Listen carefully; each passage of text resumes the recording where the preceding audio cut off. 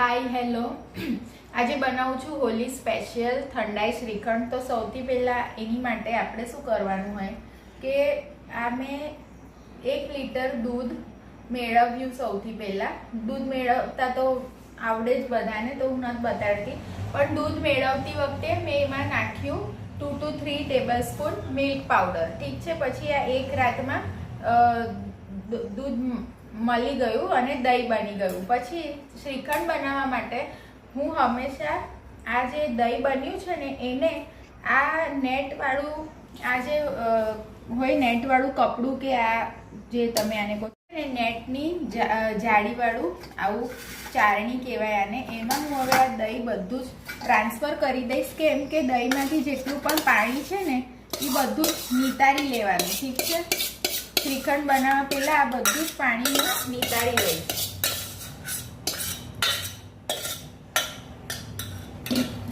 Okay, જો અને એને હું આ આખું નીચે આવી રીતે કથરોટ રાખ્યું છે એ છે ને હું આવી રીતે ફ્રીઝમાં અહીંયા મૂકી દઉં છું અરાઉન્ડ 2 hours માટે। પછી છે ને જ્યારે બધું પાણી નીતરી જશે પછી આપણે આગળ શ્રીખંડ બનાવશું। આ છે ને આવી રીતે મેં લટકાવી દીધું ને, હવે શું થશે 2 કલાક પછી નીચે બધું જ પાણી નીતરીને આ કથરોટમાં પડશે, ઠીક છે। તો આપણે હવે મળશું 2 કલાક પછી અને હું તમને ઇન બિટવીન બતાડી દઈશ ઠંડાઈનો મસાલો હમણાં હું બનાવીશ। બસ પછી આ શ્રીખંડ બનાવશું અને યસ જો આજે હવે મેં આ મૂકી દીધું દહીં નિતારવા। અને હવે સાંભળો, એક વાત છે કે મેં દહીંમાં મિલ્ક પાવડર મેળવતી વખતે દૂધમાં મિલ્ક પાવડર કેમ નાખ્યું હતું, જેનાથી શ્રીખંડ ક્રીમી બનશે અને છે ને જે કમ્પ્લેન હોય છે ને કે એમાંથી પાણી નીકળે છે શ્રીખંડમાંથી, એ હવે નહીં થાય કારણ કે મેં મિલ્ક પાવડર 3 ચમચી નાખ્યું દૂધ મેળવતી વખતે। સેકન્ડ કે મેં કેમ આને આવી રીતે બાંધ્યું નથી બહાર દહીંને મસલિન ક્લોથમાં, કારણ કે એવી રીતે પછી શ્રીખંડ છે ને ખાટો થઈ જાય, એટલે મેં આવી રીતે અંદર ફ્રીઝ તમે મસલિન ક્લોથમાં એને નિતારવા રાખશો ને દહીંને તો બહારને બહાર દહીં ખાટું થઈ જાય, એટલે મેં ફ્રીઝમાં નિતારવા આવી રીતે રાખ્યું છે 2 કલાક માટે, ઠીક છે। પછી એ હંકડ બની જશે, એને આપણે યુઝ કરશું શ્રીખંડમાં।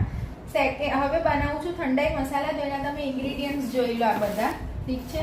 જો ઠંડાઈ મસાલા બનાવવા માટે જોશે 10 to 12 પીસીસ કાજુના, પછી જોશે 10 to 12 પીસીસ શ્રીખંડના, પછી જોશે 2 થી 3 ચમચી ડ્રાય રોઝ પેટલ્સ, ઓકે।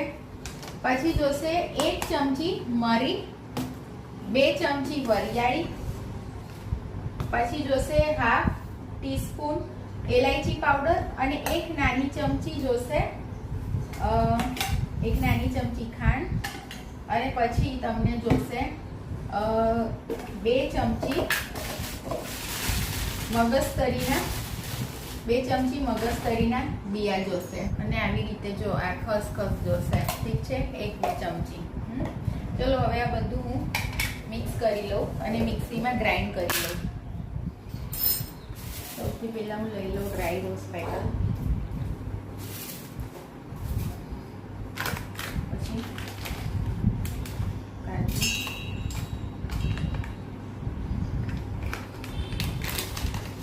પછી જોશે બદામ, જો હે ને કાજુ બદામને અલગથી આપણે ક્રશ કરવાના, કારણ કે આમાંથી તેલ છૂટું પડશે ને, એટલે પલ્સ મોડ ઉપર કરીને એને અલગ કાઢી સંભળાવું। કાજુ બદામ અને ડ્રાય રોઝ પેટલનો પાવડર છે જે મેં પલ્સ મોડ ઉપર ચર્ન કરી લીધો। હવે આપણે બીજા બધા ઇન્ગ્રીડિયન્ટ 2 ચમચી મગજતરીના બિયા, પછી 1 ચમચી ખસખસ, પછી જોશે એલાયચી પાવડર 1/4 ટીસ્પૂન, પછી ખાંડ 1 જ ચમચી એઝ આપણે શ્રીખંડમાં બી નાખશું એટલે,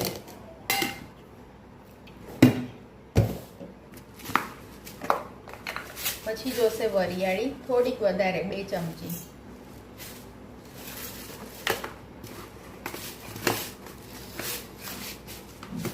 મરી જોશે 7-8 મરીના આવા, પીસીસ. ઓકે,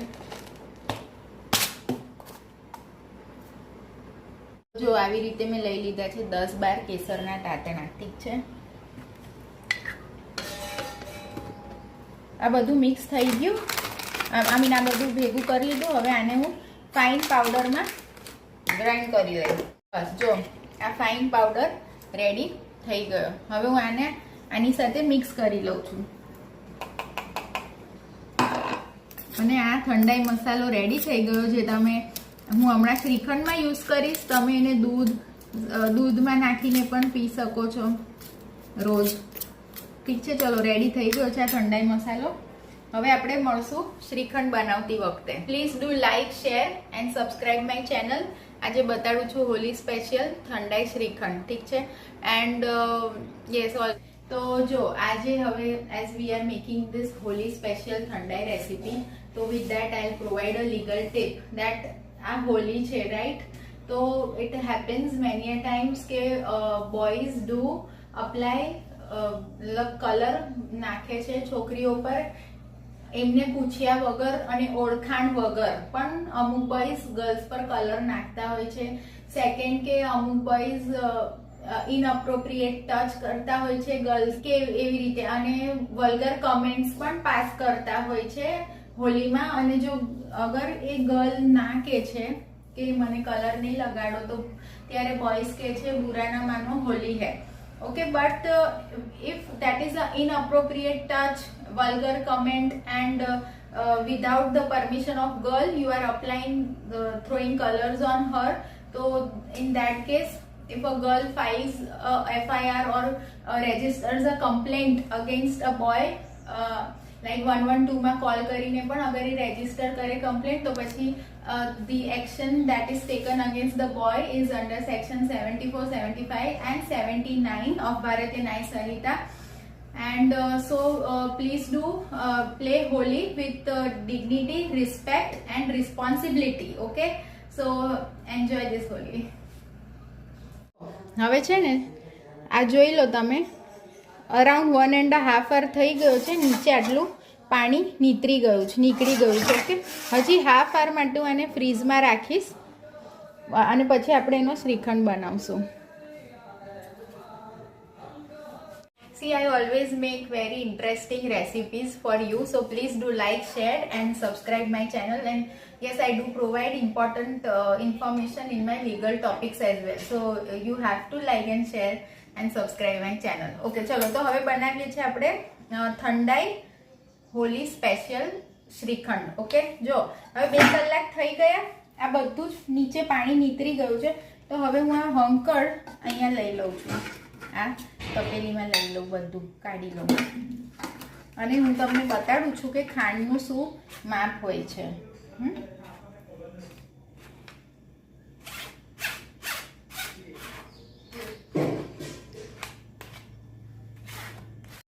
એક્ઝેક્ટ આ દહીં જો કેટલું છે આ તપેલીમાં. હવે એનાથી બી અડધાથી થોડી ઓછી ખાંડ લેવાની. આ છે એનું મેજરમેન્ટ. ઓકે, તો ચલો હવે હું એ લઈ લઉં. કીધું ને એ પ્રમાણે હું લઉં છું. અડધાથી પણ આ દહીંના માપની અડધાથી ઓછી ખાંડ. બસ ઇનફ થઈ ગઈ. હવે શું કરવાનું, આ તમારે આવું તપેલું લેવાનું. આવી રીતે તમારે મોટું તપેલું લઈ લેવાનું. એની ઉપર આ જાળીવાળું આ ઇન્સ્ટ્રુમેન્ટ ચાળણી મૂકવાની. બરાબર, આ ઝીણી જાળી છે. પછી આ ખાંડ હું બધી આ દહીંમાં પહેલાં મિક્સ કરી લઉં છું.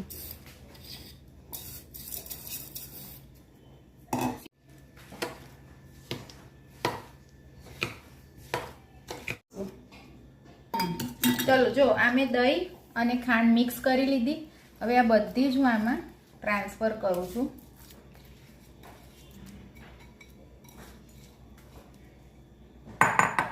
હવે શું કરવાનું, આપણે આ ભાગ્યું લેવાનું અને આ બધું જ કે આવી રીતે મિલાવ્યા જ કરવાનું.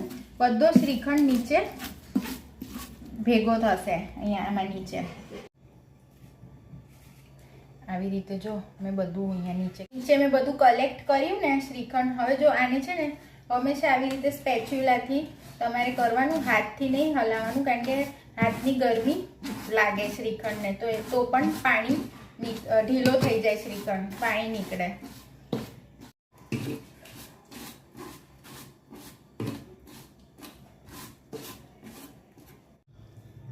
તો જો આ હવે ઓલમોસ્ટ બધું થવા આવ્યું છે. હવે બધું જ નીચે શ્રીખંડ બધો નીચે કલેક્ટ થઈ ગયો. ઓકે, ચલો. તો હું જેટલી પણ વિડીયોઝ બનાવું છું, અમુક કુકિંગની હોય છે, અમુક લીગલ ટોપિક્સ રિલેટેડ હોય. તો તમને સૌથી વધારે કઈ વિડીયો ગમે છે મારી, કુકિંગની કે લીગલ ટોપિક્સની?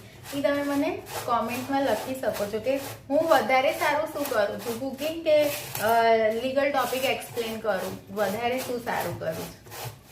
એવું પણ તમે મને જણાવી શકો કે સૌથી સારી કુકિંગની મારી અત્યાર સુધીની બેસ્ટ વિડીયો કઈ તમને લાગી.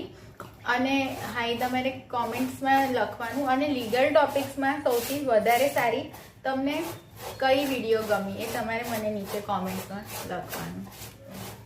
જોશે આ શ્રીખંડ, બેઝિક શ્રીખંડ આ નીકળી ગયો છે. હવે સપોઝ તમારે આમાં જે ફ્લેવર આપ્યું, આજે હું ઠંડાઈ સ્પેશિયલ બનાવું છું એટલે ઠંડાઈનો પાવડર નાખું છું. તમે અગર ચાહો તો આમાં કેસર બદામ કે એલાયચી, મેંગોનો પલ્પ, ચીકુનો પલ્પ, જે તમારે જોતું હોય એ પ્રમાણે તમે આમાં પલ્પ એડ કરી શકો, નેચરલ પલ્પ. ઓકે, ચલો. હવે આપણે આમાં નાખી દઈએ 2 ચમચી ઠંડાઈનો પાવડર.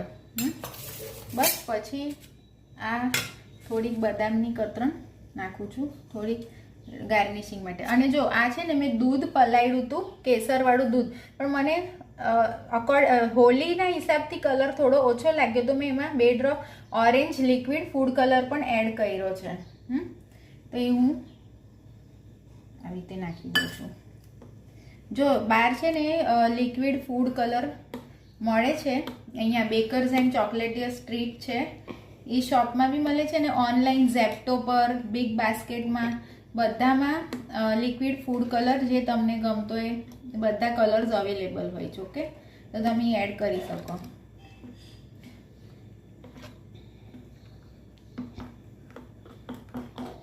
થોડા મેં ઓર 2 ડ્રોપ્સ નાખ્યા છે કલર માટે. આમ તો જો, અગર મોસ્ટ ઓફ તો મને ચીકુ ફ્લેવર જ બહુ ભાવે છે, ચીકુ.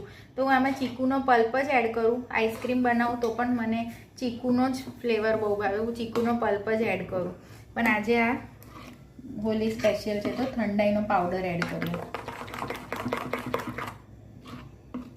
ચલો, થોડું હવે આ બદામ, ગ્રેટેડ બદામથી હું આને ગાર્નિશ કરી લઉં. તો જો આ હતો મારો ઠંડાઈ ફ્લેવર શ્રીખંડ, તો Holi special shrikhand ready. Now let me taste it. Okay,